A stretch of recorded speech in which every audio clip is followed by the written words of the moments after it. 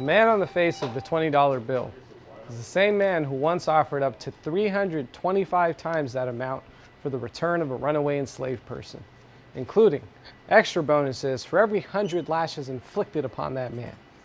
He was a master planter who fertilized American soil with Native American bodies and hydrated Southern cotton fields with the blood and sweat of free black labor. Such an icon of white supremacy was he that nearly 200 years after launching the violent displacement of 100,000 non-white bodies, a piece of paper with his face on it was all the authorization they needed to suffocate a man to death while the world watched them do it. Big Floyd was murdered by police outside of a grocery store. See, my uncles also operate grocery stores, liquor stores, mini marts, and so on. That whole generation followed a pretty simple formula. You put your heads down, make your money, send your kids to good schools. See, what that actually meant was, put your heads down and don't think about why this formula works out for you but doesn't always work out for everyone else. Why you get to own property in this neighborhood but the people who live here can't. Why liquor stores like yours are on every corner but fresh produce and after-school programs are pretty hard to come by. And definitely don't consider a centuries-long history in this nation that includes slavery, legalized segregation, a made-up war on drugs, criminalization of black and brown bodies, immunity for police officers when they commit crimes, and that's just to name a few. So what do? We put our heads down.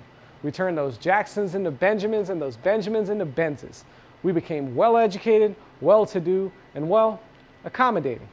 We complied with the status quo that keeps telling us that we're almost there, but just not quite them enough until we shed every last remnant of our heritage. Except, of course, for the ones that can be exploited for a diversity initiative or sold for profit. And in the meantime, we got all our music, culture, fashion, sports heroes from a community of people without ever having to reckon with the fact that we have been complicit in the violence against their very existence all along. We kept our heads down, now the joke's on us.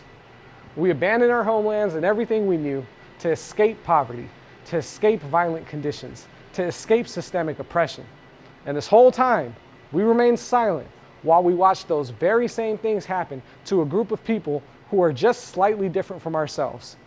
We no longer have time to keep our heads down. Not now, not ever again. Listen to and learn from Black voices.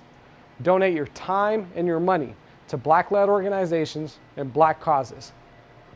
Learn and vote in your federal and local elections.